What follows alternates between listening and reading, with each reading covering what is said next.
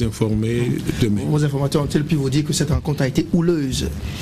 Non, elle n'a pas été. Je ne pense pas, parce que si elle avait été houleuse, je crois qu'on l'aurait dit. Elle s'est déroulée dans une ambiance détendue. Nos informateurs nous ont dit qu'elle fut houleuse et qu'on a dû sortir même à un moment donné la presse. Non, vous savez, sortir la presse, c'est pas nécessairement parce que c'est houleux, mais nous n'avons pas toujours les mêmes compréhensions, les mêmes façons d'interpréter les choses, la presse et les acteurs politiques. Donc il peut arriver que pour que les choses ne soient pas interprétées dans un sens qui n'est pas souhaité par ces temps de grande crise, qu'on ait demandé à la presse de se retirer un peu. Mais j'avoue que les premières informations que j'ai eues, la rencontre n'a pas été houleuse comme on peut le prétendre. On va en reparler tout à l'heure, honorable. Monsieur le ministre, une fois encore merci d'avoir accepté mon invitation. Alors pourquoi cette contradiction entre deux importantes déclarations faites au palais de la Marina? D'abord la déclaration du président Ousmane Matokol, le président de la Cour suprême, et puis le compte-rendu du Conseil des ministres fait par le secrétaire général du gouvernement. Merci beaucoup. D'abord, il n'y a pas une contradiction. Par rapport à la position du gouvernement, il n'y a pas une contradiction. Le régime de type présidentiel n'exclut pas la concertation entre les différents pouvoirs. Le président de la République, dans sa démarche, avait exprimé le vœu de voir organiser les élections avant la fin de l'année. Et sur la base du premier chronogramme qui a été initialement donné, où la LEPI pourrait être prête en septembre. C'est dans ce suivi qu'il a invité les membres de la Sénat qui lui ont fait le point. Parce que l'élément déclencheur, c'est la liste. Et par rapport à ce point, il apparaît clairement que la liste n'est pas encore disponible, qu'il faille prendre certaines dispositions. Et il a envisagé qu'il y a des dispositions à prendre non seulement en direction de la Sénat, en direction du COS-LEPI, mais aussi en direction de l'Assemblée nationale. La démarche du chef de l'État s'inscrit dans ce sens-là. La déclaration du président de la République, si vous permettez, il vaut mieux que je donne la lecture, parce que ça a été sanctionné par... En fait, très rapidement, vous avez pu résumer, parce que... Oui, ça dit que ça a été résumé. Puisqu'il n'avait pas lu, il a commenté. Mais nous avons eu l'impression qu'il y a eu beaucoup d'interprétations. C'est pourquoi il dit... Donc c'est deux minutes. Rectifier cette déclaration du président de la Cour suprême, monsieur le ministre. Pas rectifier. Je dis, je vais donner le contenu exact de cette déclaration. Et pour dire que le gouvernement, c'est une concertation. Ce n'est pas une instance, comme on a dit, et qui est une instance illégale, c'est une concertation. On reparlera de toute façon tout à l'heure. Allez-y, monsieur le ministre. Le président de la République a invité ce jour, lundi 6 octobre 2014, les membres de la Sénat pour faire, avec cette institution, le point des préparatifs des élections. Après cet entretien qui a permis de connaître les scénarios envisagés par la Sénat, le président a convié les présidents des institutions de la République pour examiner ensemble, avec le concours des présidents de COS-LEPI et de la Sénat, le processus électoral.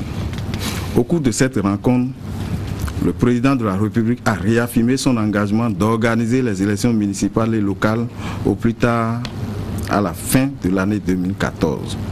Au regard de cet engagement du président de la République annoncé dans son message à la nation à l'occasion de la fête de l'indépendance, les présidents de la Sénat et de COS-LEPI ont donné leur appréciation sur le processus électoral, singulièrement sur cette volonté ferme du président de la République. De leurs analyses et des réalités auxquelles ils sont confrontés, il ressort que les contraintes techniques, logistiques et légales actuelles ne permettent pas la réalisation de cette volonté du président de la République, due essentiellement à la non-disponibilité de la LEPI. Par ailleurs, il est à souligner qu'aucun problème de financement ne se pose. En tout état de cause, le président de COS-LEPI a pris l'engagement d'informer régulièrement la nation sur l'évolution de la correction et l'actualisation de la LEPI. Dans le même ordre d'idées, les présidents des institutions et les présidents de la Sénat et de COS-LEPI ont pris l'engagement d'œuvrer à l'organisation à bonne date des échéances électorales en général et en particulier des échéances constitutionnelles. Les présidents des institutions saisissent cette occasion pour lancer un appel à l'ensemble de la classe politique et à la société civile afin qu'elle poursuive la veille citoyenne et démocratique pour le respect rigoureux des dites échéances. Enfin, les présidents des institutions invitent les populations au calme et à la sérénité. Voilà ce qui a sanctionné la rencontre du chef d'État avec les présidents des autres institutions, institutions constitutionnelles comme l'institution administrative indépendante. Le lendemain, voilà, le président de la République a fait le point au Conseil des ministres. Le Conseil des ministres a réaffirmé cet engagement. L'objectif, c'est de voir qu'est-ce qu'on peut faire en direction du COS-LEPI pour accélérer le processus de la finalisation de la liste. Premier point. Qu'est-ce qu'on peut faire en direction de la Sénat pour anticiper sur l'organisation pratique des élections? Il peut y avoir déjà la commande des unes et autres. C'est dans ce cadre-là que le gouvernement a mis à la disposition de la Sénat 2,5 milliards. Maintenant, au regard des délais légaux, qu'est-ce qu'on peut faire en direction de l'Assemblée nationale pour que des dispositions dérogatoires soient prises? En fait, c'est la logique du gouvernement, c'est tout. Voilà. Alors, souhaitez-vous réagir, honorable? Vous avez suivi, le ministre nous a reprécisé le contenu de cette rencontre au Palais de la Marina et puis le conseil qui a suivi. Votre réaction? Merci, monsieur le journaliste. Quand j'ai écouté le document, j'ai écouté le ministre lire, ça m'a fait penser à un acteur comédien ivoirien qu'on appelle Boiri. Monsieur honorable député, j'aimerais que ce débat se déroule dans la courtoisie, pas trop d'invectives, pas de voilà, c'est quand même. Non, Boiri fait rire. Je le dis d'abord pour planter le décor, parce que le climat dans lequel j'aimerais que ce débat se déroule. Oui, non, il n'y aura pas d'invectives, mais il y aura des vérités. Chacun doit dire ses vérités. Si on ne le fait pas, bon, ça ne serait pas profitable. Ça ne serait pas utile à nos téléspectateurs.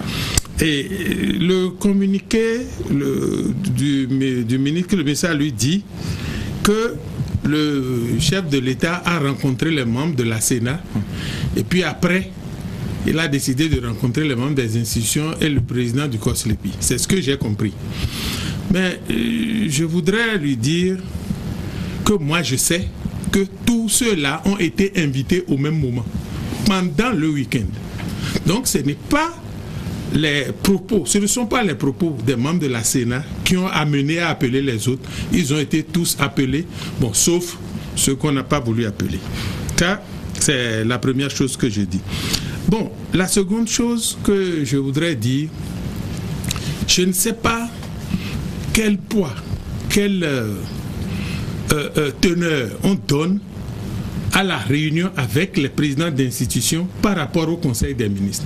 Parce que le président de la Cour suprême a dit de façon très claire qu'il est impossible d'organiser les élections avant 2015. 24 heures après, le Conseil des ministres dit que ça doit être, on peut les organiser avant 2015.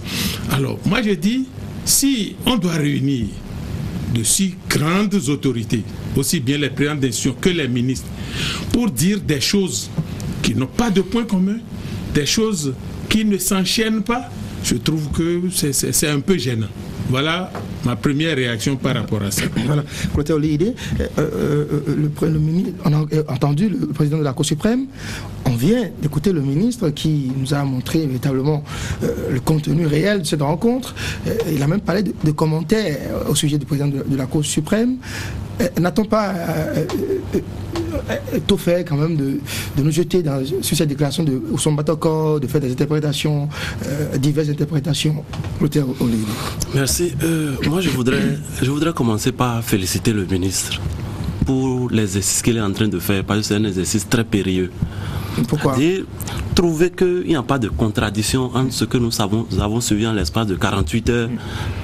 Je crois qu'il faut être un gros prestidigitateur pour réussir à démontrer ça. Parce que voyez-vous, lorsqu'on parle de la déclaration du président Batoko. Le président Batoko n'a pas parlé intitut personnel. Il n'a même pas parlé qualité président de la Cour suprême.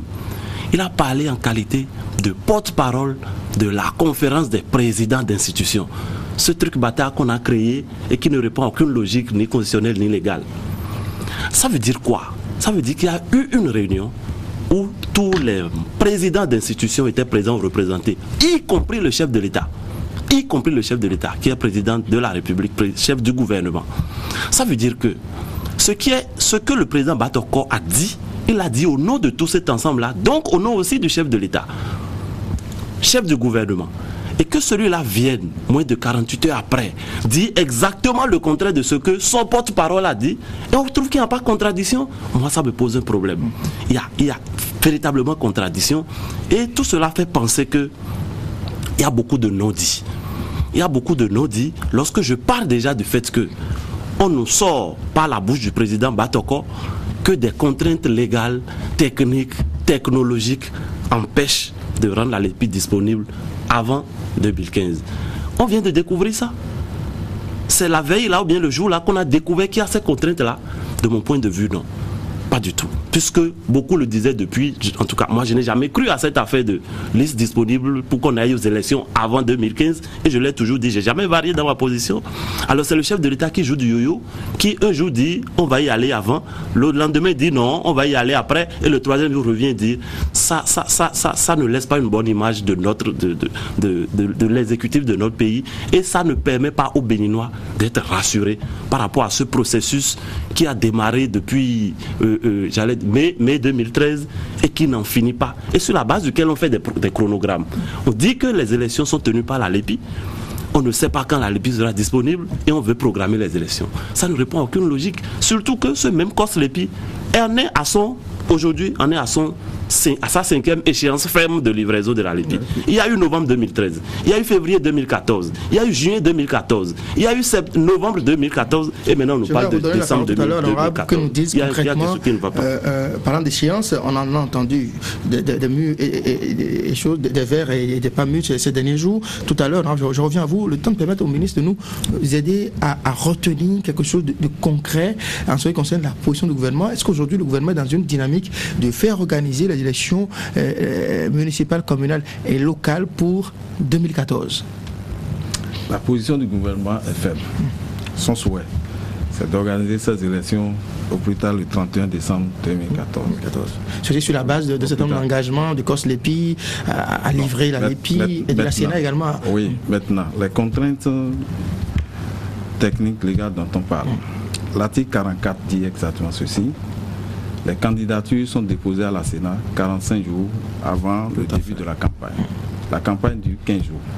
Donc si nous faisons la somme, ça fait 60 jours au moins pour qu'on convoque le corps électoral pour que les élections aient lieu. Lorsqu'on prend l'article 180, la liste informatisée, permanente informatisée doit être disponible 60 jours avant le jour du scrutin. Donc lorsque nous cumulons tout ça, on se rend compte que si on convoque le corps électoral aujourd'hui, il faut un minimum de 60 jours.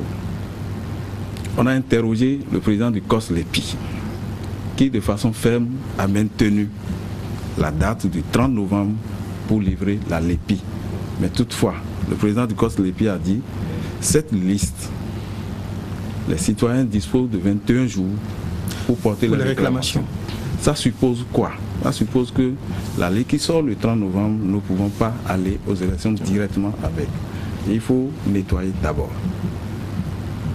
En conséquence, le président dit, mais qu'est-ce qu'on peut faire pour que les élections se tiennent avant la fin de l'année? Toute la question, c'est la logique en fait. Voilà. Donc le débat a évolué dans tous les sens, c'est pourquoi j'ai dit il vaut mieux que je donne la lecture exacte du communiqué. Le débat a évolué dans tous les sens. Voilà. C'est pourquoi j'ai dit que le gouvernement est resté toujours dans sa logique. Voilà. Le souhait du gouvernement aussi, c'est que les élections législatives qui sont constitutionnelles, parce que le mandat des députés actuels, je crois leur mandat prend fin le 15 mai précisément. Et 90 jours avant la fin du mandat, il faut convoquer le corps électoral. Étant donné que ça c'est constitutionnel, le souhait du gouvernement c'est que nous consacrons le premier trimestre à ne faire que les élections législatives. Voilà. C'est le souhait. Voilà. Donc, le souhait du gouvernement, celle qui a été exprimé le 31 juillet, veille de la fête nationale par le chef de l'État, c'est de faire organiser les élections municipales, communales et locales pour l'année 2014. Honorable Basile Léon Arrossi, vous qui êtes membre du COS LEPI, je l'ai dit, on a entendu beaucoup de choses ces derniers jours concernant le COS LEPI. Un premier chronogramme a circulé qui nous a renvoyé carrément en janvier 2015 pour la mise à disposition de la LEPI. Et puis, il y a eu cette sortie du vice-président et porte-parole du COS LEPI pour nous dire que la LEPI sera disponible le 17 décembre. Dites-nous, quel est le vrai chronogramme du COS LEPI? Merci. J'avoue que le chronogramme du 31 janvier, je ne l'ai pas vu et je ne sais vraiment pas qui en est le signataire. Je sais qu'il y a eu un chronogramme pour le 30 novembre et qu'il y a maintenant un pour le 17 décembre. Et c'est à la suite de nos discussions et compte tenu des accompagnements que nous attendons. Alors, je ne veux pas vous interrompre, parce que quelques heures avant cette émission, il nous est parvenu que même cette sortie du vice-président du COS LEPI n'aurait pas obtenu l'adhésion de tous les membres du COS LEPI et que les engagements pris ou annoncés par le vice-président du COS LEPI, l'honorable Augustin Onrebla, n'engageraient pas tous les membres du COS LEPI. Est-ce que ça résulte d'une concertation, d'une décision du bureau du COS LEPI, cette sortie médiatique du vice-président du COS LEPI? Vous savez, quand on fait les débats, il est rare que tout le monde ait le même point de vue, que tout le monde fasse la même analyse. Mais dès l'instant que le vice-président du COS LEPI, responsable à la communication de la structure, donne une date, je crois que même si nous ne sommes pas d'accord, nous devons nous battre compte tenu des éléments en présence pour que cette date-là soit respectée.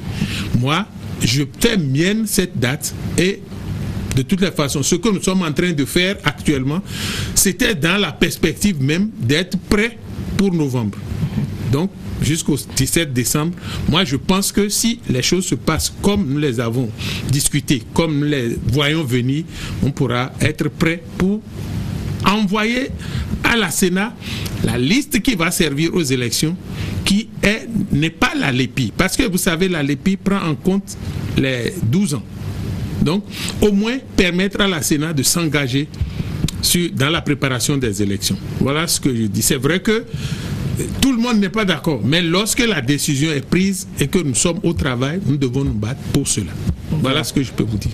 Ok, merci honorable Léon Basile Arrossi. Côté Oléidé, on a entendu, le gouvernement espère faire organiser les élections locales pour avant fin 2014. Le COS LEPI dit que son chronogramme, enfin, c'est le 17 décembre. Vous, comment est-ce que vous appréciez ces différentes positions, ces différents engagements? Entendons-nous une bonne fois pour toutes, les chronogrammes du COS LEPI, moi j'y crois plus du tout. Ça c'est la première chose que je veux dire. Malgré je n'y crois plus du tout. On nous a donné des engagements fermes à 4 reprises. On n'en a pas tenu un seul. Chaque fois, il y a eu des problèmes. On n'en a pas tenu un seul. Qui aujourd'hui, apparemment, sont réglés. Je dis, on nous a donné 4 engagements fermes. On n'en a pas tenu un seul. À partir de ce moment-là, ne me demandez plus de croire des engagements supposés fermes. Qu'on s'entende sur ça. Ceci dit, je ne jette pas tout le tort sur le COS LEPI. Entendons-nous sur ça aussi. Parce qu'ils ont eu des problèmes de financement, et ils l'ont dit. Mais je ne suis pas certain que ce soit seulement les problèmes de financement qui expliquent qu'on n'en finit pas de mettre la LEPI à disposition. Au-delà de tout ça, je dis aujourd'hui, quel est le véritable problème? Posons le problème pour pouvoir y trouver solution. Le véritable problème, de mon point de vue, se situe au niveau de ce que les opérations techniques devant entrer dans le cadre des activités du COS LEPI, j'ai l'impression que cela n'est pas bien apprécié, cela n'est pas bien appréhendé. Parce que lorsqu'on parle technique, tout le monde doit pouvoir être d'accord sur la même chose. Mais quand on dit certains du COS LEPI ne sont pas d'accord, d'autres sont, ça veut dire qu'on n'a pas encore totalement cerné ce qu'il y a à faire. Ça, c'est mon point de vue. Et à partir de ce moment-là, moi je pense que là où on en est aujourd'hui, il faut qu'on arrête la fuite en avant. Et qu'on s'arrête à un moment donné. Le COS LEPI, lorsqu'il a donné le chronogramme, le deadline du 30 novembre, il y a eu un communiqué de la Cour constitutionnelle qui est sorti dans la foulée pour dire, du cabinet du président de la Cour constitutionnelle, pour dire que le COSLEPI doit mettre impérativement à disposition la LEPI au 30 novembre. Moi, je pense qu'il faut s'en tenir à ça. Et le 30 novembre, demander au COSLEPI de remettre ce qu'il a à disposition. Et ça, c'est la position que j'exprime, n'est même plus ma position personnelle, c'est une position que plusieurs forces politiques et sociales qui se sont réunies aujourd'hui, même au Champ d'Oiseaux, ont adoptée. C'est-à-dire qu'au 30 novembre prochain, il faut qu'on s'arrête et qu'on demande au COSLEPI de remettre ce qu'il a en main. Et de ce qu'il a là, on va tirer la liste des personnes en âge d'aller voter. Je suis bien intéressé par cette position de ces forces politiques qui sont réunies aujourd'hui et qui ont pu donc exprimer. Mais est-ce que ces forces politiques ont tenu compte des nouvelles positions, des différentes démarches du gouvernement qui ont abouti à ce que le ministre vient de dire, également les nouveaux engagements du COSLEPI? Est-ce que vous avez tenu compte de ça? Justement, monsieur Dossard, nous ne pouvons pas continuer à bâtir des châteaux en Espagne. On ne peut pas continuer de raisonner en tenant compte de déclarations contradictoires. Regardez tout ce qu'il y a comme contradiction dans toutes ces déclarations-là. Vous voulez qu'on se fonde sur des déclarations contradictoires pour prendre des décisions aussi importantes? Nous ne pouvons pas nous engager dans cela. De financement, ce que nous retenons. Que le gouvernement n'ait pas mis les moyens suffisamment à disposition et attend au COSLEPI, le constitue-t-il pas une situation atténuante pour le COSLEPI? Est-ce que des raisons pour vous amener à tenir compte? Oui, mais on nous a dit aujourd'hui que le gouvernement a libéré les moyens. Et le même COSLEPI nous a dit le 30 novembre, on aura fini. Je dis, nous estimons qu'il faut s'en tenir à ça. Et dire au 30 novembre, COSLEPI, ce que vous avez à disposition, remettez-le. Et ce qu'on a à disposition là, on en tire la liste. Plus on a besoin, je dis, d'une liste pour aller aux élections. Les pays, c'est pas important. On a besoin d'une liste électorale pour aller aux élections. On tire de cette base la liste de ceux qui sont en âge d'aller voter, qu'on confie à la Sénat qui procède à la suite réagir à ce que vous venez de dire avant de vous relancer. Alors, si vous l'avez écouté, quelle réaction cela vous inspire? Non, son raisonnement que je partage en tant que citoyen, en tant que député d'opposition, en tant que député. Ce débat fait partie du débat que nous menons au niveau du COSLEPI. Nous-mêmes, nous estimons que, à force de fixer chaque jour des dates butoirs, les gens commencent par ne plus nous croire. Mais la réalisation de la liste ne dépend pas que des membres du COSLEPI. Et moi, je suis à l'intérieur du COSLEPI. Je peux vous dire que ce que nous faisons, c'est dans une ambiance, on ne distingue pas opposition et mouvance. On se dit qu'est-ce qu'il faut faire pour réussir. Ce n'est pas facile, mais nous nous battons ensemble. Malheureusement, membres du COSLEPI, les décisions, les débats que nous faisons, il ne serait pas bienséant que je vienne ici dire tel a souhaité que ça soit à fin octobre, l'autre a dit fin septembre. La date qui a été officiellement annoncée par le porte-parole du COSLEPI, c'est le 17 décembre. Maintenant, si la classe politique estime que après le 30 novembre, il faut qu'on ait fini au plus tard le 30 novembre, mais on va intégrer cela à ce que nous faisons, on va intégrer cela au débat qui s'annonce, parce que même si on fait ça à fin octobre, le débat vers l'Assemblée nationale, qu'il ne fallait pas anticiper sans avoir discuté avec l'institution, ce débat-là va arriver nécessairement. Sinon, il est impossible de faire les élections avant mars par là. Monsieur le ministre, voilà des forces politiques, certainement essentiellement d'opposition, qui se réunissent pour adopter une position commune, à savoir qu'à partir du 30 novembre prochain, il faut que le COSLEPI arrête ses travaux et mette à disposition de la Sénat une liste, que ça s'appelle l'EPI ou je ne sais pas quel autre prénom du calendrier gréco-romain ou autre, qu'on puisse mettre cette liste. Est-ce que vous trouvez cette démarche-là pertinente? C'est notre souhait. C'est notre souhait. Et c'est l'une des raisons pour lesquelles le gouvernement a été incapable pour dire qu'on pouvait tout de suite chercher à dire qu'on va convoquer le corps électoral. Parce qu'on s'est posé la question suivante. Et si exactement le 30 novembre, COSLEPI ne déposait pas la liste, la conséquence est qu'on aurait convoqué le corps électoral sur une base fausse. En fait, tout le problème est là. Donc, effectivement, notre souhait également, c'est de pouvoir disposer de cette liste et le 30 novembre.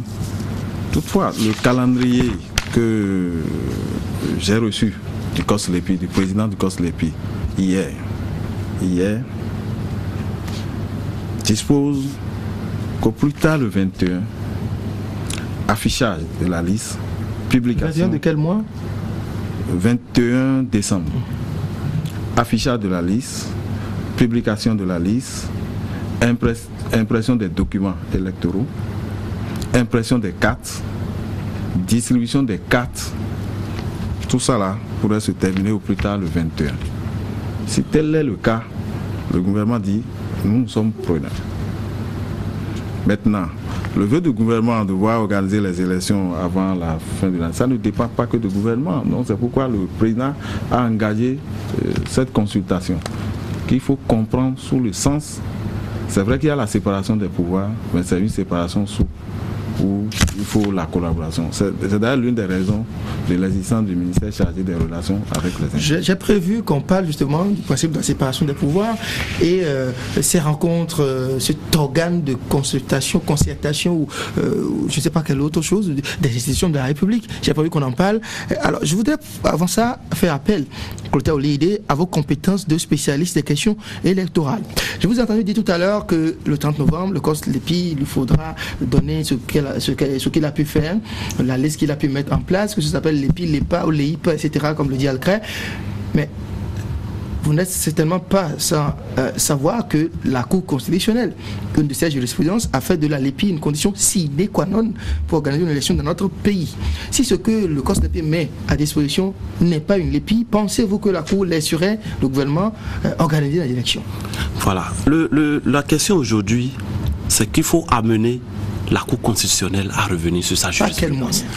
Il faut d'abord que, puisque je n'ai pas fini de développer, par exemple, ce que nous avons proposé aujourd'hui. Lorsque vous allez sur ce que nous proposons, vous allez voir qu'il y a une étape de la proposition d'une loi dérogatoire. Et cette loi-là va être prise à l'Assemblée. Et si la loi est prise à l'Assemblée et que, en toute objectivité, on se rend compte que c'est l'issue, c'est la porte de sortie, je voudrais bien voir la réaction qui sera celle de la Cour constitutionnelle. Parce que, vous suivez un peu ce que le ministre vient de dire par rapport au chronogramme. J'ai encore entendu 21 là, alors que c'était 17 que le vice-président avait dit hier. Alors, et ils ont dit, pour 2 étapes. Et ils ont dit que ce qu'ils vont sortir là, ce n'est pas la LEPI. Mais ils disent qu'ils vont mettre ça à disposition pour qu'on aille aux élections. Cela veut dire quoi? Que même ce qu'ils vont sortir, si la Cour devait rester rigide sur sa position, c'est qu'elle n'acceptera pas qu'on aille aux élections avec. Or, cette chose qu'ils vont sortir là n'a aujourd'hui manifestement pas l'assentiment n'a pas un consensus autour, manifestement, même déjà avant qu'on ne finisse. À partir de ce moment, nous estimons que ce qu'il y a de plus raisonnable à faire, c'est qu'à partir du 30 novembre, on remette la base, que la Sénat en tire la population électorale, qu'on affiche et que les réclamations puissent se faire. Et à ce moment-là, pour maintenant procéder aux corrections, ça va se faire sur une base consensuelle. C'est-à-dire qu'il faut intégrer maintenant des éléments de transparence et des éléments de contrôle qui permettent qu'on arrive à obtenir un minimum de consensus autour de la liste. Une liste autour de laquelle on réalise un minimum de consensus va nous servir pour aller aux élections. Et la Cour constitutionnelle, à ce moment-là, si elle s'y oppose, saura qu'elle a choisi de pousser le pays là où on ne devrait pas aller. Mais si on reste les bras croisés à ne rien faire, ou bien si on attend que le 17 ou le 21, on nous sorte quelque chose qui va être sujet à contestation, nous estimons que ce n'est pas du tout la bonne solution, parce que ça va encore ouvrir la voie à d'autres problèmes et on sera parti encore pour plusieurs mois sans savoir où ça va nous mener. Donc il vaut mieux arrêter la course folle là au 30 novembre et impliquer tous les acteurs de sorte à ce que peut-être le 21 décembre, tel que c'est dit là, ou au plus tard fin décembre, qu'on nous sorte une liste acceptée de tous, où des éléments de contrôle et de transparence auront permis que tout le monde y aille, et là on pourra aller aux élections. Si on ne fait pas ça et que le gouvernement convoque un corps électoral aujourd'hui, ce serait sur la base de rien du tout, et comme il l'a dit, on va se retrouver le jour des élections sans liste électorale. Je crois qu'il va peut-être avoir un autre pardon, qui sait. Alors, on a suffisamment reçu de pardon. On va observer une petite pause pour permettre à la régie de nous permettre de suivre, pour demander à la régie, au réalisateur Chidéry Kaboulou, de nous permettre d'écouter le professeur Joël Frédéric Aïvo, qui s'est exprimé aujourd'hui sur Canal 3 au sujet de cette rencontre qui a eu lieu entre plusieurs responsables d'institutions de la République. Écoutons un peu ce que le constitutionnaliste, je vais y arriver, en pense. Depuis le 6 octobre, qu'il y a eu cette réunion des chefs d'institutions élargie aux membres, aux autorités administratives qui organisent les élections. Je veux parler du COSTEPI et de la Commission électorale nationale autonome. Depuis qu'il y a eu cette concertation, j'ai cru à un moment que j'avais désappris. J'ai cru que mes connaissances en droit constitutionnel, notamment sur la Constitution du Bénin, avaient reculé. Donc j'ai repris la Constitution et j'ai regardé. Il n'existe dans la nomenclature constitutionnelle de notre pays aucune institution qui réunit les chefs d'institutions de la République. Il n'y a que le pouvoir exécutif, le président de la République, le pouvoir législatif, la Cour constitutionnelle, la Cour suprême, le Conseil économique et social, la haute autorité de l'audiovisuel et de la communication, et maintenant les quelques institutions et autorités administratives qui ont été créées par voie légale ou réglementaire. Mais ce que je veux dire, et je le dis avec la plus grande gravité, avec solennité, mais avec respect pour les personnes qui sont en cause, qu'il n'y a pas d'institution, il n'y a pas d'organe qui s'appelle coordination des institutions de la République. Et par conséquent, comme elle n'existe pas, comme cet organe n'existe pas dans la Constitution, elle ne peut pas avoir pris une décision. Et donc pour moi, la décision qui a été communiquée le 6 octobre sur l'impossibilité d'organiser les élections, pour moi, est une décision irrégulière. Elle est irrégulière pour une seule raison, parce que l'organe qui l'a prise n'existe pas. Elle n'a pas de compétence en la matière, elle ne peut pas avoir pris une décision. Par conséquent, ce qu'il faut dire en vérité, c'est que la décision ou le constat, pour plusieurs raisons, de ce que les conditions ne sont pas réunies pour organiser les élections, peut être fait par le gouvernement. Il revient au président de la République, au pouvoir exécutif, de constater, en l'état actuel des préparatifs, quel que soit le regard que nous avons sur le retard qui est accusé, il revient au président de la République d'assumer ses responsabilités. Si nous n'avons pas été capables d'honorer un engagement, qui est un engagement démocratique, d'organiser les élections locales, il revient au président de la République d'en assumer la responsabilité et non pas, comme ça a été présenté, de se cacher derrière un organe qui n'existe pas, qui ne peut pas avoir constaté. Voilà, c'était le professeur Joël Frédéric Aïvor, constitutionnaliste, au sujet donc de cette rencontre qui a réuni au Palais de la République le chef de l'État et d'autres responsables d'institutions de la République. Monsieur le ministre, chargé des relations avec les institutions, justement, que pensez-vous de cette réaction du professeur Aïvor qui dit, entre autres, que le chef de l'État devrait plutôt assumer la responsabilité de n'avoir pas organisé les élections, de l'inorganisation des élections, si je peux m'exprimer ainsi? Bon, le chef de l'État, je l'ai dit tout à l'heure, le régime de type présidentiel n'exclut pas, c'est vrai qu'il y a la séparation des pouvoirs, mais n'exclut pas une collaboration. Qu'il faut comprendre cette rencontre dans ce sens-là. Parce que l'objectif du président de la République, c'est de trouver une solution à la situation. Et pourquoi? Il est dit, suivant l'article 80 du Code électoral, que le corps électoral est convoqué 90 jours avant la fin du mandat. Compte tenu de la situation de la non-disponibilité de la LEPI, l'Assemblée nationale a voté une loi dérogatoire qui prolonge le mandat des élus communaux, municipaux et locaux. Et leur mandat prend fin après l'élection et l'installation des nouveaux. Mais à un moment donné, il faut borner. Et je crois que c'est par rapport à ça que le président de la République, c'est lui qui a décidé, il a dit, c'est parce qu'il assume qu'il a dit, bon, vraiment, il faudrait qu'on en finisse avant la fin de l'année. Ce qu'on souhaite, c'est qu'il y ait l'accompagnement. Il faut que toutes les institutions impliquées dans l'organisation des élections accompagnent. C'est l'objectif. Et c'est dans le suivi. Dans le suivi, je conseille ce que l'honorable a dit pour dire que les gens ont été invités le même jour. Mais c'est parce qu'il a fait le suivi et il se rend compte que déjà, la liste n'est pas disponible. Qu'est-ce qu'il faut faire? Il a réécouté tous les membres de la Sénat qui lui ont fait part des contraintes. Et il a dit, maintenant, je vais écouter, parce que même si on veut organiser à l'étape actuelle, ce n'est pas le gouvernement seul qui va décider. Bon, même si nous décidons que la liste est prête le 30 novembre, supposons que c'est une liste propre, nickel, acceptée de tout le monde, si l'Assemblée nationale n'accompagne pas, on ne pourra pas organiser, même si le président dit j'organise, non. Mais là, quand même, il faut la concertation. C'est pourquoi j'ai dit, c'est une séparation souple. C'est une séparation souple avec possibilité de collaboration, et je dis que c'est l'une des raisons pour lesquelles un ministère est créé pour ça. Et à l'origine, après la conférence en 90... Insister sur la collaboration souple qui, selon vous, doit pouvoir exister dans un régime de type présidentiel. Sans doute vous parlez du nôtre, mais la séparation de pouvoir et puis le constitutionnalisme, on l'a entendu dire que ça n'existe pas dans notre constitution, cet organe, cette conférence, je ne sais pas quel autre nom on va donner à cela, que ça n'existe pas, mais vous pensez plutôt que cela est possible. Mais concrètement, le président de la Cour suprême qu'on a entendu, vous l'avez dit tout à l'heure que il est le porte-parole de cette conférence. Mais quel poids, quel crédit faut-il donner à cette déclaration qu'il a faite, d'ailleurs que vous êtes venu ratifier sur ce plateau, au nom de cette conférence qui a exclu l'Assemblée nationale? Non, pourquoi vous dites que cette conférence exclut le président? Il n'y était pas, en tout cas sur les images qu'on a pu voir sur Canal et sur la télévision nationale, on ne l'a pas vu. Mais il n'était pas le seul. Il y avait 3 absents. Lesquels par exemple? Non, il y avait 3 absents. Je crois que la présidente de la Haute Cour de justice n'était pas présente. Le président de la Cour constitutionnelle aussi n'était pas présent. Et il y a eu le vice-président de la Cour constitutionnelle. Oui, le président...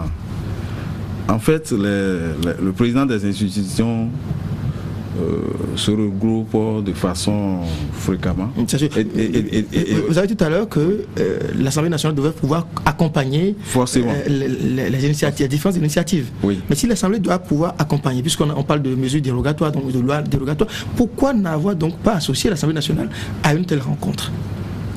Non. Et du point que le président de la Cour suprême a fait au début de la séance, c'est que certains présidents étaient en congé, d'autres n'ont pas été pour des raisons de calendrier ou il n'a pas pu joindre certains.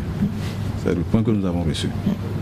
Voilà. Donc le gouvernement n'a pas décidé, et d'ailleurs c'est le président de la République a demandé au secrétaire général du gouvernement de saisir le président en exercice de la conférence des présidents des institutions, qui est le président de la Cour suprême, de bien vouloir inviter ses pairs pour qu'on échange. Ce n'est pas une institution de plus qu'on a créée au niveau. Je dis c'est la collaboration, c'est tout. C'est simplement la collaboration, ce n'est pas une institution de plus. Je vais laisser les autres réagir rapidement avant de revenir à vous, monsieur le ministre. Honorable député, vous, le président de votre institution, enfin l'institution parlementaire, n'a pas été associé à une telle rencontre. Cela, apparemment, enfin, du point de vue du ministre ici, ne pose pas de problème. Votre réaction? Merci, monsieur Dessa. Je crois que vous allez me permettre de descendre un peu plus en profondeur, parce que notre pays est malade. Notre pays est malade. Lorsque quelqu'un fait la fièvre, c'est peut-être parce qu'il a une infection, c'est peut-être parce qu'il a été piqué par des moustiques. On ne se contente pas de parler que de la fièvre. Il faut peut-être lui trouver des moustiquaires imprégnés, il faut peut-être lui mettre des antibiotiques. Et le pays est malade. Et tout à l'heure, quand j'ai évoqué un comédien ivoirien, ce n'était pas pour faire rire, mais parce que ça rappelle vraiment ce scénario. Et les gens qui se mettent dans ce rôle, je crois qu'ils ne voient pas le tort qu'ils créent au pays. Lorsque moi j'ai vu la fin de cette réunion à la télé, j'ai appelé le président de l'Assemblée nationale. J'ai dit, mais président, qu'est-ce que vous faites là? Et puis, vous n'avez pas eu même le courage de vous faire voir. Il m'a dit, lui aussi, il a appris qu'il y a eu cette réunion. Et je vais vous dire une précision. il a été appelé par le président de la Cour suprême à 10 minutes du début de la réunion. À 10 minutes du début de la réunion. Le secrétaire général du gouvernement ne l'a jamais appelé. Et puis, lorsque le gouvernement veut l'appeler, ils ont les canaux réguliers par lesquels on arrive à le joindre. Il y a le secrétariat administratif, il y a son service du protocole, et puis il y a lui-même. C'est pour vous dire que les petites dissensions qui sont nées entre les deux personnages au sommet de l'État sont en train de déteindre sur les problèmes de la République. C'est pour ça que je dis qu'il faut descendre dedans pour voir. La deuxième chose, moi je voudrais dire que le gouvernement, pour ne pas dire son chef, n'avait pas envie qu'on aille aux élections locales dans les délais. Ça, je peux le dire, parce que je vais vous citer deux choses, deux rétropédalages déplorables. À Boko, le chef de l'État a estimé que les élections coûtaient trop cher, qu'il fallait que la classe politique s'asseye pour en parler. Et puis, 2 jours après, la classe politique ne s'est pas assise pour en parler. Il a dit, on envoie 2 milliards. Ça veut dire qu'on avance d'un pas, on recule de 2 pas. La deuxième chose que je cite, c'est cette déclaration du président de la Cour suprême qui dit que techniquement, enfin, il a évoqué tous les arguments possibles. On ne peut pas faire les élections avant cela. À une réunion présidée, j'en suis sûr, par le chef de l'État. Et puis, 24 heures après, le Conseil des ministres dit on va faire les élections. Et puis, les problèmes de financement que le COSLEPI a eu. Bon, quand j'ai appris que je ne suis pas du côté financier, quand j'ai appris qu'on a envoyé le reste de l'argent, j'ai souri. J'ai souri parce que personne ne peut nous dire aujourd'hui quel est le budget du COSLEPI. Personne ne peut le dire. Les sous ont quand même été envoyés. Les fonds ont été envoyés. Oui, les sous sont envoyés. Et puis, mais ce blocage on a fait appel de fonds depuis août. Sinon, juillet. Et c'est parce qu'il a commencé à avoir beaucoup de réactions qu'on a envoyé ces sous-là. Et puis, en temps, on a envoyé des gens pour aller contrôler l'utilisation qui est faite des fonds. On a dépensé 45 milliards au niveau de la CPS. Jusqu'à aujourd'hui, on n'a pas contrôlé. Nous sommes dans une situation d'urgence. On entend souvent les membres de COSLEPI reprocher au gouvernement de n'avoir jamais validé le budget du COSLEPI. C'est vrai, le règlement intérieur, me semble, a été validé. Mais qu'avez-vous fait en son temps pour quand même contraindre le gouvernement à valider ce budget afin que le peuple quand même sache concrètement le montant que le COSLEPI a demandé pour la correction de l'EPI? Mais là, le COSLEPI n'a aucun moyen coercitif sur le gouvernement. On a envoyé, on a rappelé, on discute autour, mais on ne valide pas. C'est pourquoi moi je dis même ce qu'on est en train de faire, ça ne suit aucune discipline budgétaire. Ça ne suit aucune discipline, parce qu'un budget qu'on n'a pas validé, qu'on exécute, il y a tellement de choses qui, moi, me convainc que le gouvernement, ou peut-être son chef, ne voulait pas vraiment qu'on fasse ces élections. S'il n'y a pas la pression, et c'est pour cela d'ailleurs que je salue ce que M. Olide vient de dire, s'il n'y a pas la pression, c'est pas sûr qu'on aille aux élections. Monsieur le ministre, est-ce que depuis votre entrée au gouvernement, vous avez noté une volonté du gouvernement de faire en sorte que enfin ce budget de COSLEPI soit validé avant peut-être la poursuite de financement des opérations? Absolument. C'est mon ministère qui devrait introduire le projet de communication pour approuver le budget du COSLEPI. Donc à partir de service j'ai fait le point. J'ai fait le point, mais je voudrais d'abord rappeler le processus d'approbation du budget. En fait, je vais donner d'abord un exemple. Chacun de nous ici a eu à organiser quand même une petite cérémonie dans sa famille. Et lorsque vous élaborez un budget, ce n'est pas exactement le budget que vous avez élaboré que vous exécutez. Ce budget est sujet au moins à des discussions. Mais je reconnais que avec la séparation des pouvoirs, les différents pouvoirs institutions sont jaloux de leur autonomie. Dès qu'une institution élabore un budget, il ne faut pas y toucher. Le processus est tel que COSLEPI élabore un budget, on transmet au service compétent du ministère des Finances qui procède à l'analyse pour pouvoir définir. Nous n'avons pas pu achever ce processus avec le COSLEPI. Donc le budget de 13 milliards a été ramené à 9. Donc c'est sur cette base. Et pour montrer la volonté du gouvernement, que le gouvernement a commencé par faire des avances. Vous allez constater que c'est des avances. Et à la date d'aujourd'hui, c'est 9 milliards qui ont été envoyés à COSLEPI. Mais je voudrais aussi dire, lorsqu'on dit que le gouvernement ou son chef n'avait pas la volonté, depuis 2013, le gouvernement avait déjà voté pour le compte des élections 14 milliards, estimant que avec la LEPI, la correction de la LEPI n'allait pas coûter aussi cher. Au fait, c'est la base. Et par rapport à ça,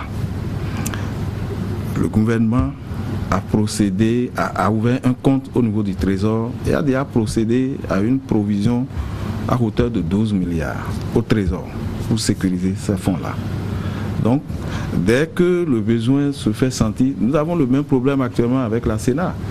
Parce que lorsqu'on dit qu'on n'arrête pas le budget, avec la Sénat est chargée par exemple de centraliser et d'introduire le budget de toutes les institutions impliquées dans l'organisation des élections. Aujourd'hui, nous n'avons pas encore reçu ça. Nous avons reçu simplement le budget de fonctionnement de la Sénat. C'est sur ça que le ministère des Finances est en train d'échanger et ce n'est pas facile. Donc c'est lorsque nous allons finaliser ça. Mais comme nous avons engagé une concertation tripartite, gouvernement, COSLEPI et Sénat, j'ai eu à dire qu'il faudrait qu'on finisse avec et que le budget soit définitivement arrêté et approuvé et que nous finissons avec tant le budget du COSLEPI que le budget de la Sénat. Monsieur Taoli, je ne vous avais pas laissé réagir. Oui, avant de rentrer dans ce débat du budget, je voudrais revenir un peu en arrière pour dire que j'observais tout à l'heure le ministre défendre avec beaucoup de difficultés une thèse à laquelle apparemment lui-même ne croyait pas. Et je me disais vraiment, pauvre de ses collaborateurs du chef de l'État. Parce que lorsque on nous dit aujourd'hui que c'est vrai que notre régime consacre la séparation des pouvoirs, mais ça ne veut pas dire qu'il ne peut pas y avoir collaboration. Ça, c'est un secret de polichinelle. Mais lorsque vous érigez cette collaboration en institution, qui, au terme des échanges, vient faire une déclaration publique pour dire cette structure a pris la décision, ce n'est plus de collaboration qu'il s'agit, ce n'est plus de concertation informelle qu'il s'agit. Vous commencez à formaliser. Et c'est pourquoi je dis, oui, le professeur Aïvo a raison en disant que cette affaire-là ne ressemble à rien. Franchement, ça ne ressemble à rien. Et qu'il faut qu'on arrête d'instrumentaliser les présidents d'institutions pour venir leur faire dire ce qu'on ne peut pas entendre. Ceci dit, c'est pas la première fois qu'on voit les responsables des institutions se réunir et à la fin faire une déclaration. Et nous avons toujours justement cela. Maintenant que ça pose problème. Ah non, pas du tout. Sur un dossier, notamment l'affaire Talon, on les a vus se réunir et à la fin faire une déclaration officielle. Ça n'a pas posé davantage de problème. Pourquoi c'est justement maintenant que l'on dénonce? Non, je vous corrige tout de suite. Ça a toujours posé de problèmes et nous avons toujours réagi par rapport à cela. Chaque fois que cette affaire-là s'est réunie et est sortie pour parler, on lui a dit, si vous n'êtes pas dans votre rôle, vous n'existez même pas. Il faut arrêter avec ça. Donc ce n'est pas la première fois qu'on se prononce contre ça. Il faut qu'ils arrêtent. Ceci dit, revenons à la question du budget. Oui, rapidement. Moi, je suis encore ahuri d'entendre aujourd'hui que personne ne peut dire quel est le budget du COSLEPI. Voilà 9 milliards, voilà 13 milliards. Mais attendez, on évolue comment là? On parlait jusque-là de questions techniques, technologiques. On a dit le gouvernement a libéré les 9 milliards demandés par le COSLEPI. Mais on nous dit qu'on ne peut pas nous dire quel est le budget. Ça veut dire qu'on n'est toujours pas sorti de l'auberge. Donc, quand on fait le point de tout ça, les amis, moi je pense qu'aujourd'hui, il faut qu'on soit réaliste, qu'on soit concret, qu'on s'arrête et qu'on s'assoie pour savoir où on va. Sinon, on fait beaucoup de navigation à vue. On se retrouvera ici encore dans 3 mois, dans 4 mois, à dire qu'est-ce qu'on fait. Et par rapport à ça, nous avons estimé que les propositions que nous avons faites maintenant, nous avons mis toute une série d'actions derrière. Et je peux vous dire déjà que le 22 prochain, il y aura une manifestation publique. Et nous appelons les gens à se mobiliser. Vous aurez le temps d'annoncer parce que nous allons vraiment nous battre cette fois-ci pour arrêter cette en avant. Mener, sinon, je vous assure que je vous enverrai le service commercial de Canal 3. Alors pour finir ce débat, je voudrais quand même qu'on revienne sur une question qui revient assez souvent dans l'opinion. Honorable Léon Basile, si ça vous concerne en premier, en tout cas d'abord prioritairement, c'est c'est en ce qui concerne le travail que fait concrètement le COSLEPI. On entend des acteurs dire c'est une reprise de l'élaboration de la LEPI, ce n'est pas du tout une correction. Alors, qu'est-ce que vous répondez souvent à ces gens, ceux qui tiennent, ces citoyens qui tiennent ces propos? Oui, merci. Vous savez, il y a eu une véritable controverse autour de la question de la LEPI. Oui. Et ceux qui ont abusivement dépensé 45 milliards n'acceptent pas qu'on dise qu'on reprend. Mais lorsque vous voyez le cheminement... Vous avez fait partie de cette équipe à un moment donné. Oui, et puis j'ai senti que l'équipe nous amenait... La barque allait chavirer et je suis parti. Et c'est l'une des raisons pour lesquelles aujourd'hui je suis très assidu aux travaux du COSLEPI. Mais nous avons repris pratiquement le recensement. C'est-à-dire, tout le monde devait se déplacer, aller voir les listes affichées et se faire interroger par les agents locaux qui étaient installés à côté de ces listes. Ceux qui ne sont pas allés ne verront pas leur nom sur la prochaine liste. Cela veut dire qu'on a repris. Mais nous sommes abstenus de dire qu'on a repris. Pourquoi? La loi a dit qu'on veut corriger. La loi n'a pas dit qu'on veut reprendre. Ça veut dire que vous aussi, député d'opposition, vous avez cautionné ce que vous aviez dénoncé. Je voudrais que vous notiez que lorsque la loi est votée, elle nous engage tous. Mais si vous voulez que je vous fasse une confidence, allez-y. L'Union fait la nation a voté contre cette loi. Mais dès qu'elle est engagée, dès qu'elle a été votée, elle nous engage tous. Donc, je suis responsable. Mais nous avons voté contre cette loi. Mais la loi n'a pas dit de dire qu'on veut reprendre la LEPI. La loi dit actualisation et correction. Bon. Mais tout observateur averti qui suit la façon dont ça se déroule peut savoir qu'on est en train, qu'on a pratiquement Pourquoi repris. cela se passe ainsi quand on sait que, par exemple, au niveau du CNT, les acteurs majeurs du CNT, on les a suivis lors de différents séminaires organisés par des formations politiques, notamment, il me semble, au cours d'un séminaire organisé par la FCBE. On a vu faire une communication sur la question de l'appurement de la correction de la LEPI qui n'a rien à voir, dont le contenu n'a rien à voir avec ce qui se passe aujourd'hui sur le terrain. Pourquoi est-ce que vous avez laissé faire? À quel moment avez-vous donc fait ce choix? Je dois vous dire que les députés de l'opposition qui sont au COSLEPI sont très actifs. Nous avions fait une première expérience avec la CPS. La méthode n'a pas été bien comprise. Donc, cette fois-ci, nous faisons nos ajustements à l'intérieur. Et puis, je vais vous dire qu'il y a un des articles sur la loi de la correction de la LEPI qui dit qu'il faut maintenir les membres du CNT à leur poste. Mais nous nous sommes battus contre. Parce que nous, on a estimé que ceux qui ont fait quelque chose que nous n'arrivons pas à utiliser, bon, il faut donner la possibilité de mélanger tout au moins ou de choisir d'autres. Mais dans la loi, c'est écrit qu'il ne faut pas les bouger. Donc, il y a tellement de choses. Et puis, nous avons voulu, au niveau de l'opposition, observer le règlement intérieur strictement. Nous avons voulu l'observer. Les choses qui nous paraissaient pas bien, on a des écrits. On écrit au bureau du COSLEPI. On les évoque verbalement et puis on écrit ensuite. Et puis nous rendons compte à nos formations politiques. Si vous avez remarqué, l'UN est allé au COSLEPI au moins 2 fois pour aller s'inquiéter sur certaines choses. Donc, c'est ce que nous faisons. Nous respectons le règlement intérieur qui dit nous ne devons pas aller dire certaines choses en public, mais nous nous battons de l'intérieur pour que ces choses-là soient corrigées. Dans les limites très étriquées tracées par la loi, nous faisons ce que nous avons à faire. Mais cette loi-là, j'avoue que si on doit la reprendre aujourd'hui, elle ne serait pas la même. Monsieur le ministre, voilà, on a réalisé la LEPI avec des citoyens qui doivent avoir certaines compétences et on est tous unanimes pour reconnaître que le travail a été mal fait. On reprend ces mêmes citoyens pour corriger. Est-ce que c'est un bon choix? Ça répond à quelle logique, selon vous? D'abord, lorsqu'on dit on reprend là, il faut nuancer. Il faut totalement nuancer. À quel niveau? Oui, il faut nuancer parce que je suis convaincu que ceux qui ont pu faire, par exemple, les enregistrements biométriques, vous n'aurez pas à reprendre. Il y a au moins 2 millions ou bien un peu plus de 2 millions tout au moins que vous aurez à sauvegarder. S'ils ne sont pas venus à la première étape, on va écouter le ministre, peut-être après vous pouvez réagir. Ah oui, c'est-à-dire c'est important. C'est important. Parce que quand on dit c'est un travail, un travail bâclé ou ceci, 45 milliards, il faudrait qu'on détermine, ils n'ont pas repris les investissements. Il y a quand même des investissements. Ils n'ont pas repris. Et je suis convaincu que les investissements représentent plus de 50% à la date d'aujourd'hui.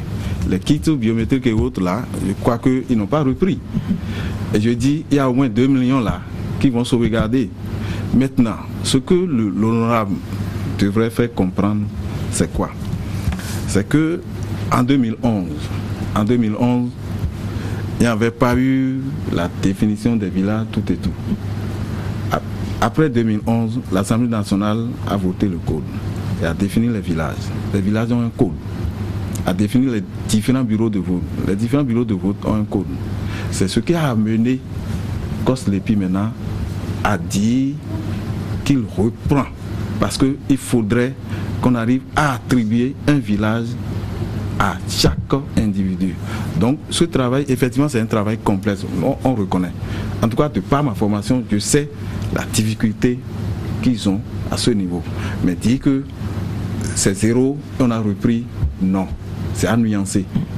C'est à nuancer parce que il faudrait maintenant que même ceux qui avaient leur nom dedans là, ils arrivent à attribuer un bureau de vote. Puisque le papier qu'on nous a donné, on nous a enregistré et il faut spécifier le village et il faut dire le bureau de vote dans lequel on souhaite. Et il faut faire tout ça pour qu'aujourd'hui, si cette liste sorte, qu'on n'ait plus cette confusion à dire que je suis à Papa et que je me retrouve peut-être à tel endroit. Parce qu'un bureau de vote aura un seul identifiant et un village aura un seul identifiant. On ne pourra plus chercher à confondre. Donc on reconnaît, c'est un travail suffisamment complexe. Ce que nous on souhaite, quel accompagnement on peut faire pour aider COSLEPI à véritablement sortir ce document. Puisque nous voulons de la modernisation de notre système électoral. Clotaire Olivier, oui, ça a été repris, ça n'a pas été repris, votre appréciation? Non, sur cette question-là, ma religion elle est claire, c'est que ce qu'on est en train de faire, c'est une reprise. Et je vous dis, moi j'ai plus tendance à croire que je ne me trompe pas lorsque un acteur de la chose dit que c'est ce qu'ils sont en train de faire. Je préfère le croire lui plutôt que celui à qui on a rapporté. Mais ceci dit... Je voudrais quand même rappeler, malgré tout ce que vous dites, que le ministère chargé des relations avec l'institution est impliqué dans... Bien sûr, ils suivent, mais ce n'est pas eux qui sont à la tâche. Bien sûr, ils suivent, mais ce n'est pas eux qui sont à la tâche. Et celui qui a la tâche dit qu'ils ont repris. Et moi, pour ce que j'ai observé, c'est une reprise. Et je dis... Non, je ne parle pas du matériel. Le matériel est là, mais l'opération, c'est une reprise.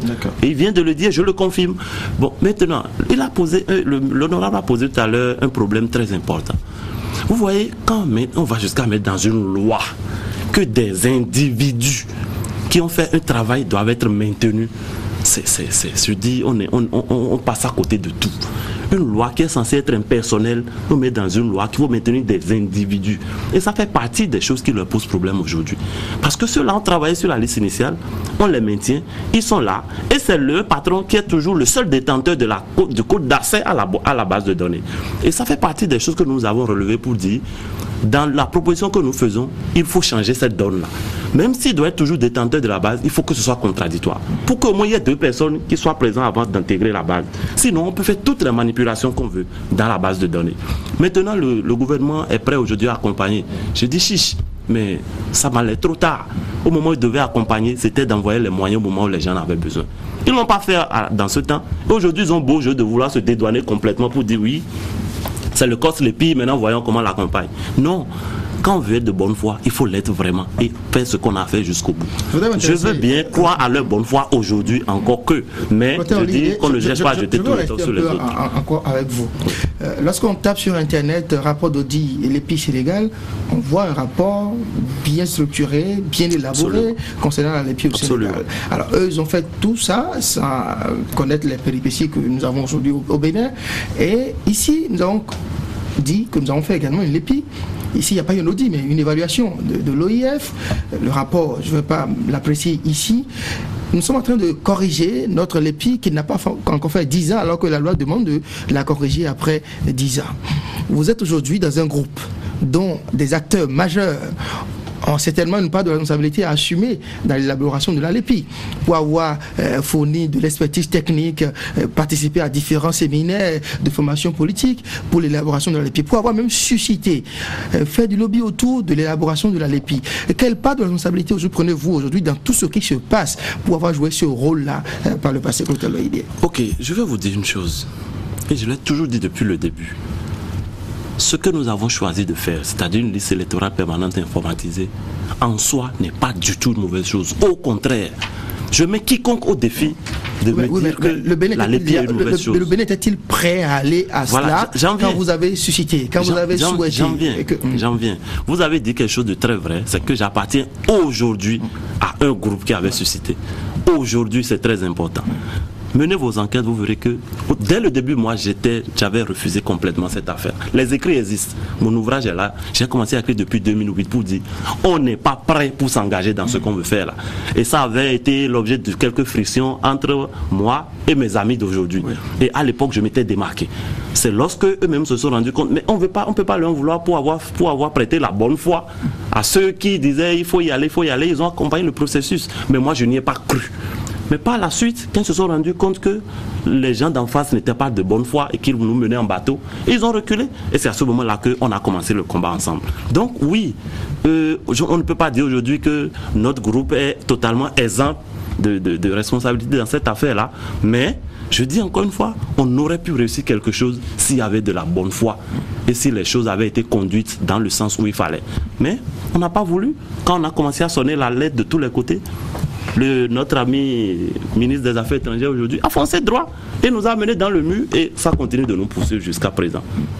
Je pense qu'on va conclure cette émission avec un tour de table où je vais vous demander de réaffirmer les positions qui, que ce soit le gouvernement ou le COSLEPI ou l'Assemblée nationale, on a noté quand même une sorte de convergence d'idées et de souhaits pour aboutir. On note que le 30 novembre, il semble qu'il y a des acteurs qui sont prêts à demander au COSLEPI de livrer ce qu'il a pu faire à la Sénat afin que l'on puisse organiser les élections, ceci en accompagnant avec une loi dérogatoire. Monsieur le ministre, aujourd'hui, pouvez-vous rassurer les téléspectateurs pour dire que le gouvernement, dans sa nouvelle dynamique, dans cette dynamique qui veut que les élections aient lieu en 2014, est prêt à mener un certain nombre d'actions pour accompagner le COSLEPI et les autres acteurs? Merci bien, monsieur le journaliste. Je tiens à rassurer le peuple béninois que la question des élections, c'est une question de souveraineté. Et par rapport à ça, l'objectif du gouvernement, comme je l'ai dit, c'est de pouvoir libérer le premier trimestre 2015 pour ne se consacrer qu'aux élections législatives qui sont constitutionnelles, des dates qu'on ne peut pas décaler comme telles. Et par rapport à ça, le gouvernement s'engage à rencontrer même toute la classe politique. Même le président de la République a déjà eu des échanges avec le président de l'Assemblée nationale. Il s'est engagé à rencontrer toute la classe politique pour étudier les différentes possibilités pour que nous puissions réellement organiser ces élections avant la fin de l'année. La question fondamentale, c'est la liste, la LEPI. Et nous sommes là. Mais cette volonté, c'est-à-dire que ça ne se décrète pas. C'est-à-dire que c'est toutes les institutions qui seront accompagnées. C'est-à-dire c'est clair. Mais la volonté du gouvernement, c'est pouvoir libérer le premier trimestre là, 2014 pour les élections législatives. Donc si quelque chose peut être fait en direction de COSLEPI, en direction de la Sénat, en direction de l'Assemblée nationale pour des dispositions dérogatoires, c'est sur cette voie que le gouvernement s'engage. Donc, et appelle tout le peuple béninois à la sérénité. Donc c'est ce que je peux dire. Merci. Votre mot de fin. Oui, je voudrais prendre acte de l'engagement que le ministre vient de prendre et je lui demande de commencer à traduire cet engagement dans les faits en invitant déjà à partir de demain les forces politiques, qu'elles soient de l'opposition ou de la mouvance, à un dialogue, à faire des discussions. Nous avons aujourd'hui des propositions concrètes à faire. est-ce qu'en face, il y a quelque chose? Il faut appeler pour qu'on puisse voir comment concilier tout ça. Ce n'est que comme ça qu'on peut ensemble permettre de sortir de là où on est. Mais si on se contente d'incantations, de réaffirmations, d'engagement, et ainsi de suite, on ne bougera pas. Et donc, je dis encore une fois, je prends acte, je dis nous sommes prêts, mais au cas où ça ne viendrait pas, nous avons déjà notre plan d'action et nous allons le dérouler. On a votre mot de fin. Je voudrais, dans ce mot de fin, que vous répondiez à la question de savoir, par exemple, ce que le COSLEPI attend des organisations de la société civile, puisqu'on a entendu dans ce communiqué du Conseil des ministres appeler les forces sociales à accompagner le COSLEPI afin qu'on puisse aboutir à la mise en place donc, de cette liste. Merci, M. Dessa. Je voudrais d'abord revenir un peu derrière pour dire que le ministre et moi, on a dit les mêmes choses. À quel niveau? Par rapport au recommencement, on a dit les mêmes choses.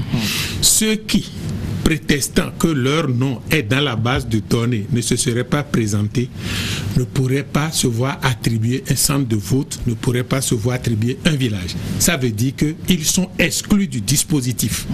C'est pour ça que je dis on a repris. C'est vrai, les machines sont là, mais l'essentiel, ce ne sont pas les machines, c'est pas le matériel, ce sont les citoyens.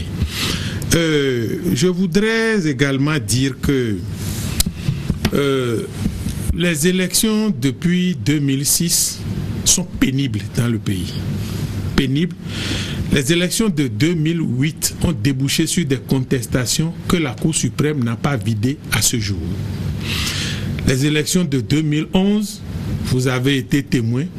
Et je rappelle, le corps électoral a été convoqué 2 fois pour une même élection, parce qu'on a dû reporter. Bon. Et 2013, n'en parlons plus. C'est comme du sel tombé dans l'eau. On n'a pas eu élection. C'est pour cela que je voudrais demander aux forces politiques de se mobiliser. Je le demande. Malheureusement, de ma position, je ne peux pas aller faire une manifestation dans la rue.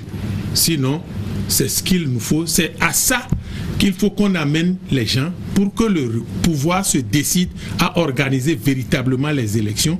Et permettez-moi de le dire, je continue de croire que ça ne fait pas partie de la priorité du gouvernement. Alors, ne serait-ce que pour faire l'équilibre, M. le ministre, j'ai bien envie de vous redonner rapidement la parole. Vous êtes seul contre 2, mais ce sera pour répondre à la question de savoir est-ce que les élections municipales, communales et locales, si elles ont lieu en 2014 ou début 2015, pourraient être meilleures à celles de 2008 qui ont connu beaucoup de problèmes. Si on a fait un report inédit, c'est le souhait, c'est d'éviter les contestations. Voilà. Donc, sinon, on pouvait encore précipiter pour dire on va l'organiser. Comment faire pour qu'on ne retombe pas dans les mêmes situations? Voilà. Monsieur Gustave Sonnon, ministre chargé des relations avec les institutions de la République, honorable Léon Basile Arrossi, membre du COSLEPI, député d'opposition, Clotaire Olidé, membre du parti Alternative Citoyenne, ancien membre du SAP-Sénat, spécialiste des questions électorales. Merci d'être venu sur ce plateau. Merci d'avoir illustré le face-à-face. Il y a un téléspectateur qui dit ceci, il voudrait partager un peu avec vous et les téléspectateurs. Il dit, lui, il me semble un peu trop pessimiste peut-être, il dit, le cas du Bénin échappe à toute expertise électorale. Je voudrais laisser cette affirmation du téléspectateur et du citoyen béninois à l'appréciation de tous pour ce pays Bénin, dit laboratoire de la démocratie en Afrique, qui peine aujourd'hui à tenir ses rendez-vous électoraux. Il y a aussi le sous-secrétaire d'État américain qui s'est prononcé sur les élections en Afrique et au Bénin. Je crois que les heures à venir, chacun pourra prendre connaissance du contenu de ce qu'a pu dire cette autorité américaine sur les élections dans notre pays. Merci de nous avoir suivis, Canal 3 Bénin. En tout cas, chaque jour, c'est un peu comme Air Africaine, nous en faisons un peu plus. En tout cas, ce qui nous concerne dans ce débat autour du processus électoral. Merci de nous avoir suivis, passez d'excellents moments devant Canal 3 Bénin. Je voudrais, si vous permettez, avoir aussi une pensée pour un frère, pour un ami, pour un collègue, François Messa. Bonne soirée.